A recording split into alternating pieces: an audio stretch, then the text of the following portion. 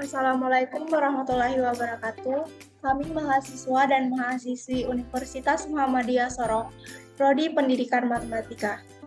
Pada kesempatan ini, kami akan membahas tentang model pengembangan kurikulum dengan mata kuliah kurikulum pembelajaran dan dosen pengampu Ibu Sakia Anwar, SPD, MPD. Kami dari kelompok 4 atas nama Regina Priscilia, Alim Aziz, Japonia Sanadi, dan Hamidah Hulis akan menjelaskan tentang model pengembangan kurikulum Hilda Tabak. Yang pertama, pengertian kurikulum Hilda Tabak.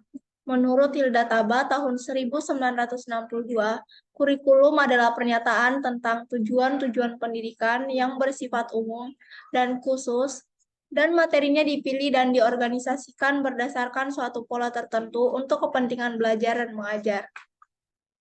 Yang kedua, pengembangan kurikulum. Pengembangan kurikulum merupakan suatu istilah yang komprehensif, di dalamnya mencakup perencanaan, penerapan, dan penilaian. Karena kurikulum memiliki implikasi terhadap adanya perubahan dan perbaikan, maka istilah pengembangan kurikulum terkadang juga disamakan dengan istilah perbaikan kurikulum atau kurikulum improvement.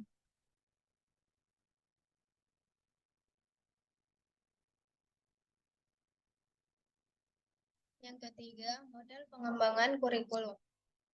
Model pengembangan kurikulum itu adalah gambaran sistematis mengenai prosedur yang ditempuh dalam melakukan aktivitas pengembangan kurikulum, yaitu proses perencanaan, pelaksanaan uji coba, dan penilaian kurikulum. Di mana penilaian kurikulum, di mana inti dari aktivitas ini sebenarnya adalah pengambilan keputusan tentang apa, mengapa, dan bagaimana komponen-komponen kurikulum yang akan dibuat. Model-model pengembangan kurikulum. 1. Dia administratif model merupakan model paling lama dan paling banyak dikenal, diberi nama model administratif atau line staff karena inisiatif dan gagasan pengembangan datang dari para administrator pendidikan dan menggunakan prosedur administrasi. 2. Become system. Becomes mengemukakan 5 hal di dalam pengembangan suatu kurikulum, menetapkan arena atau lingkup wilayah, menetapkan personalia, organisasi dan prosedur pengembangan kurikulum, implementasi kurikulum, evaluasi kurikulum. 3. Di grassroots model. Model pengembangan ini merupakan lawan dari model administratif, inisiatif dan upaya pengembangan kurikulum bukan datang dari atas tetapi dari bawah, yaitu guru-guru atau sekolah. 4. Rogers Interpersonal Relation Model. Ada 4 langkah pengembangan kurikulum model Rogers. Pertama, pemilihan target dari sistem pendidikan. Kedua, partisipasi guru dalam pengalaman kelompok yang intensif. Ketiga, pengembangan pengalaman kelompok yang intensif untuk satu kelas atau unit pelajaran. Keempat, partisipasi orang tua dalam kegiatan kelompok. Yang kelima, the systematic action research model. Model kurikulum ini didasarkan pada asumsi bahwa perkembangan kurikulum merupakan perubahan sosial. Sesuai dengan asumsi tersebut, model ini menekankan pada 3 hal, yaitu hubungan insani, sekolah dan organisasi, masyarakat, serta wibawa dari pengetahuan profesional. Taba Inverted Model. Ada 5 langkah perkembangan kurikulum model Taba. Mengadakan unit-unit eksperimen bersama guru-guru, menguji unit eksperimen, mengadakan revisi dan konsolidasi, perkembangan keseluruhan kerangka kurikulum, implementasi dan diseminasi. 4.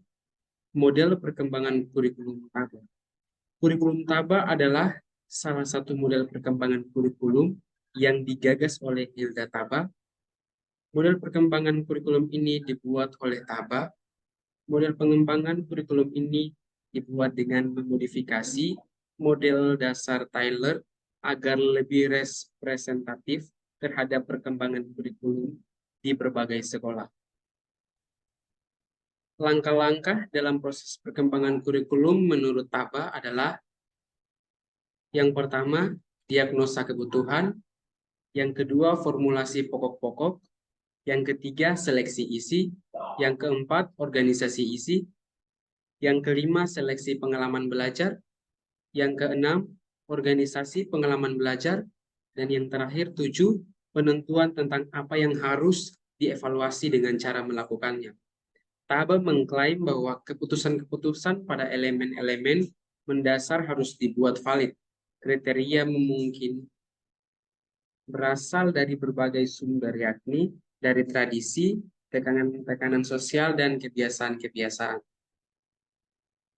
Agar kurikulum menjadi berguna pada pengalaman belajar murid, bahwa sangatlah penting mendiagnosis berbagai kebutuhan anak. Hal ini merupakan langkah penting pertama dari Taba tentang apa yang anak didik inginkan dan perlukan untuk belajar.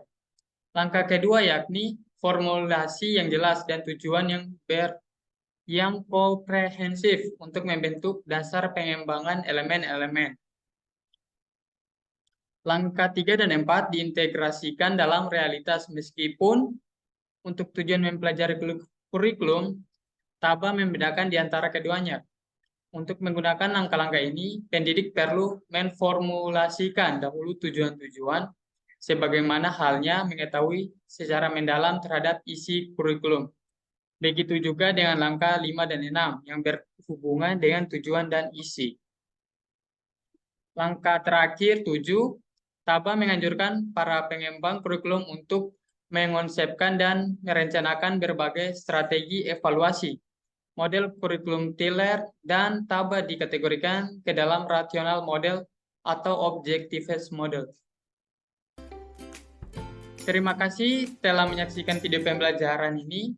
Semoga video pembelajaran yang disajikan dapat memberikan manfaat dan wawasan baru bagi kita semua.